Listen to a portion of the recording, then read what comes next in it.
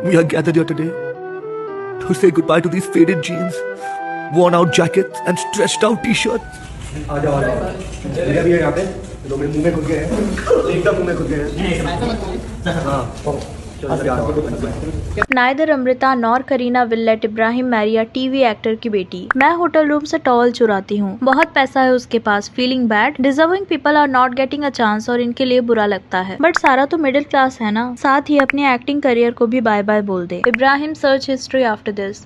Best sanitizer to get rid of poverty from my body. In this video, we are going to talk about Ibrahim Ali Khan paps को बुला के कैसे camera से irritated होने का act करते हैं। तो अभी रिसेंटली कुछ टाइम से इब्राहिम को ऑडियंस के सामने एक हम्बल और down to earth star kid की इमेज के साथ पुश किया जा रहा है और ऑनेस्टली ये पैटर्न काफी फैमिलियर लगता है। पहले उनकी सिस्टर सारा अली खान भी इसी सिंपल मिडिल क्लास गर्ल वाली ब्रांडिंग और PR नरेटिव के लिए काफी बार कॉल आउट हो चुकी हैं और अब वही फॉर्मूला इब्राहिम के साथ भी रिपीट किया जा रहा है। पिछले कुछ हफ्तों में सोशल मीडिया पर इब्राहिम के कई वीडियोस और एडिट्स वायरल हुए हैं। कभी वो किसी फैन के साथ पोलाइटली बात करते हुए दिखते हैं, कभी किसी बच्चे के साथ इंटरेक्ट करते हुए दिखते हैं और इन वीडियोस के कैप्शन भी कुछ इस टाइप के होते हैं। 2000 करोड़ फैमिली नेटवर्थ, असली अमीरी पैसे से नहीं बड़े दिल से होती है। और ऑनेस्टली यहीं पे सबसे बड़ा कॉन्ट्रडिक्शन नजर आता है। अगर पॉइंट काइंडनेस का है तो फिर फैमिली की नेटवर्थ मेंशन करने की जरूरत ही क्या है, और अगर पॉइंट नेटवर्थ का है तो फिर काइंडनेस को उसके साथ कंपेयर करने का लॉजिक क्या है। किसी इंसान ने एक बच्चे के साथ रुक कर बात कर ली, फोटो ले ली या पोलाइटली इंटरेक्ट कर लिया तो उसका रिलेशन उसके बैंक बैलेंस से कैसे हो गया। यही हमारी सोसाइटी का डबल स्टैंडर्ड भी है।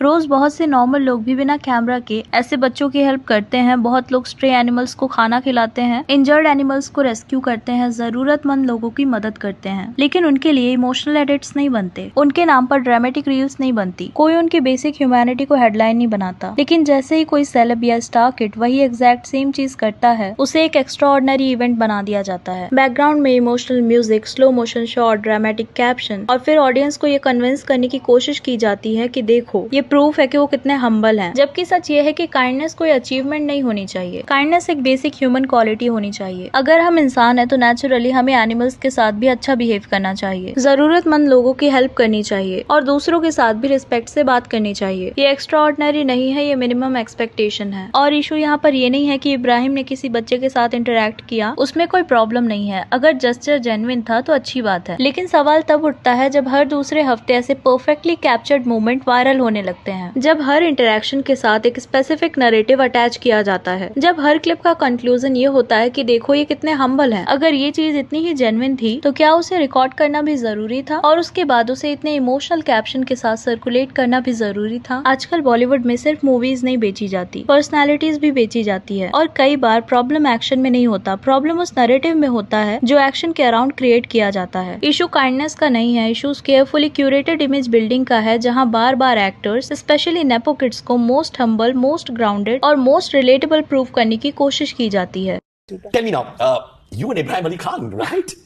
What's the bond? How is it? Are you friends? Are you more than that guy? No, it's just friendship. In fact, it was all just अभी कुछ दिन पहले भी एक और क्लिप वायरल हुआ था। इस क्लिप में इब्राहिम एक मल्टीप्लेक्स से बाहर निकलते हुए दिख रहे थे। वो फोन पर बात कर रहे थे और जैसे ही एग्जिट गेट के पास पहुंचे पेपराजी उनके ऊपर टूट पड़े। कैमरास और शाउटिंग के बीच सिचुएशन काफी इंटेंस हो गई थी। इसी बीच पलक भी उनके साथ बाहर आने वाली थी, लेकिन कैमरास देखते ही इब्राहिम ने उन्हें जल्दी से पीछे की तरफ गाइड कर दिया और खुद आगे निकल आए। उसके बाद पलक को मेन एग्जिट से बाहर आने के बजाय एक अलग रूट यूज करना पड़ा, जबकि इब्राहिम पेपराजी को हैंडल करते रहे। कुछ रिपोर्ट्स के अकॉर्डिंग इब्राहिम फोन पर भी कंप्लेन करते हुए सुनाई दिए थे कि मीडिया वाले मेरे मुंह में घुस गए हैं, जबकि इब्राहिम कोई फेमस स्टार नहीं है जिसे कैप्चर करने के लिए पैप्स आएंगे। कैमरा पर जो दिख रहा था वो काफी अनकंफर्टेबल लग रहा था। अब हम सबको पता है कि पलक और इब्राहिम रिलेशनशिप में हैं, तो फिर इतनी desperately side by side photos avoid करने की जरूरत क्यों पड़ रही है। ये सब देख के ही लगता है कि इब्राहिम अपनी पब्लिक इमेज को लेकर ज्यादा केयरफुल हैं। ये इंसिडेंट एक पैटर्न का हिस्सा लगता है, क्योंकि जब से लेट 2022 में इब्राहिम और पलक के डेटिंग रूमर्स आना स्टार्ट हुए थे, तब से बार बार ऐसे मूवमेंट सामने आए हैं जहां दोनों को एक साथ स्पॉट किया गया, लेकिन पब्लिक अपीयरेंस के टाइम उन्होंने ऑलमोस्ट हमेशा डिस्टेंस मेंटेन करने की कोशिश की। अब यहाँ एक और इंटरेस्टिंग चीज नोटिस करने वाली है। अभी तक इब्राहिम को एस्टैब्लिश सुपरस्टार, ब्लॉकबस्टर मशीन या बॉक्स ऑफिस प्रूवन एक्टर नहीं है जिनके पीछे पेपराजी हर जगह नेचुरली भागते फिरे। ना ही उन्होंने अभी तक ज्यादा मूवीज की हैं। फिर भी सोशल मीडिया पर उनसे रिलेटेड काफी छोटे छोटे मोमेंट इंस्टेंटली वायरल हो जाते हैं, कभी जिम के बाहर, कभी एयरपोर्ट पर, कभी किसी फैन इंटरेक्शन में, और इसी वजह से ये सब एक पेड PR लगता है। अगर उनके करियर को देखा जाए तो टेक्निकली उनका नाम इंडस्ट्री में काफी पहले से था because of the family background. लेकिन अगर एक्टिंग करियर की बात करें तो एक्टिंग में उन्होंने कुछ खास मूवीज नहीं की हैं। उन्होंने बस 3 मूवीज करी हैं अभी तक और उनमें भी कोई खास एक्टिंग नहीं थी। उन्होंने बचपन में टशन में एक छोटा अपीयरेंस किया था, लेकिन एडल्ट एक्टर के तौर पर उनका ऑफिशियल डेब्यू नादानिया से हुआ था और इस मूवी के तो लिटरली मीम वायरल हो गए थे। और अगर आप इस मूवी को सर्च करोगे यूट्यूब पे तो आपको मीम्स देखने मिलेंगे। उसके बाद सरजमीन रिलीज हुई थी और दोनों प्रोजेक्ट किससे बैक थे जरा आप मुझे बताना कमेंट सेक्शन में। करण जौहर ने खुद इब्राहिम को लॉन्च किया और पब्लिक प्लेटफॉर्म पर उन्हें बॉलीवुड का नेक्स्ट बिग थिंग बताया। इंडस्ट्री के सबसे पावरफुल बैनर्स में से एक बैनर पहले दिन से ही उनके पीछे खड़ा था। एक्टिंग से पहले भी इब्राहिम ने फिल्म मेकिंग सीखने के लिए रॉकी और रानी की प्रेम कहानी में असिस्टेंट डायरेक्टर की तरह काम किया था। रियलिटी ये है कि ऑडियंस किसी एक्टर को बैकग्राउंड या सरनेम के बेसिस पर एक्सेप्ट नहीं करती। एंड में ऑडियंस परफॉर्मेंस और स्क्रीन प्रेजेंस ही देखती है। जब भी किसी एक्टर ने अगर कम मूवीज करी हैं लेकिन उसके around already future superstar, Nations crush, most humble star kid, next big thing ऐसे नैरेटिव एग्रेसिवली पुश किए जाने लगे तो फिर डाउट होने लगता है कि पैप्स उनके पीछे क्यों जाएंगे। अब ऑलरेडी इब्राहिम के करियर को ऑडियंस ने देख लिया है और उनकी एक्टिंग स्टार मटेरियल जैसी नहीं है।